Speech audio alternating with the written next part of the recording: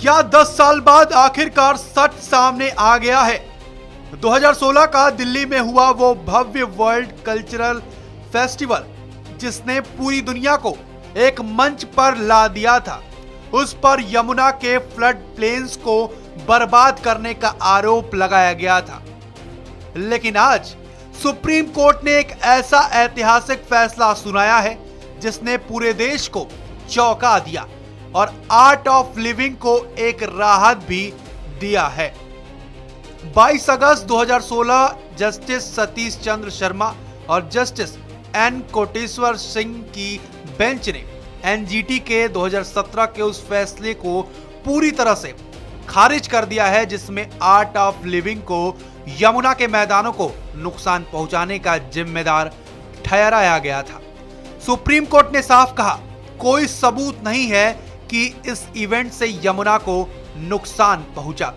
Supreme court ने NGT की report की धज्जियां उड़ाते हुए कहा है कि जिस जमीन को खराब बताया गया वो आर्ट ऑफ लिविंग को सौंपे जाने से पहले ही खस्ता हाल और बंजर थी। एनजीटी ने सिर्फ एक बार देखकर, जी हां, सिर्फ एक विजुअल इंस्पेक्शन के आधार पर इतना बड़ा अंतरिम आदेश पास कर दिया था और दूसरे सबूतों को पूरी तरह से नजरअंदाज कर दिया।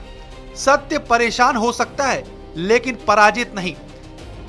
इस ऐतिहासिक जीत पर सुनिए खुद गुरुदेव श्री श्री रविशंकर जी ने क्या कहा।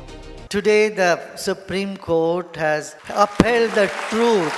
We did World Culture Festival on the banks of Jamuna. Choosing Jamuna, the reason was it was so dirty. We did Meri Delhi, Meri Jamuna program in Delhi, and we cleansed before the Commonwealth came. Delhi was so bad everywhere. Delhi Municipal Corporation, they asked our help. Our volunteers, thousands of them, 20,000 volunteers. So we went and cleaned the whole Delhi. At the same time, I said we should clean Jamuna also. When we cleaned Jamuna, we took out, you know how much? 700 tons of jerkins, chappals, everything from Jamuna. And the river was so polluted, so stinking. So I thought, okay, we will do World Culture Festival on its bank. People from all over the world come. Local government, national government will take some initiative to clean it. All our hopes were dwindling because nobody cleaned. We had to do it ourselves. We got all the licenses from the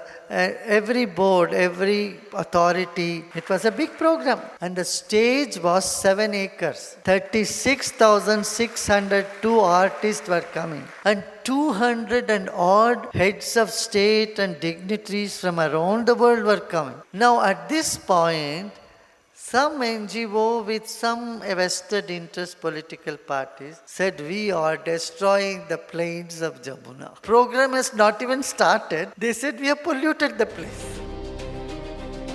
एक दशक लंबी कानूनी लड़ाई के बाद, लगातार लंबे सवाल जवाब में घिरे रहने के बाद आर्ट ऑफ लिविंग को सुप्रीम कोर्ट से राहत मिल गई। हालांकि सुप्रीम कोर्ट के इस फैसले ने एनजीटी द्वारा दिए गए फैसले पर एक बड़ा सवाल भी खड़ा किया है। फिलहाल इस खबर में इतना ही। तमाम खबरों के लिए देखते रहिए रिपब्लिक भारत। खबर को ज्यादा से ज्यादा शेयर करें, चैनल को सब्सक्राइब कर लें।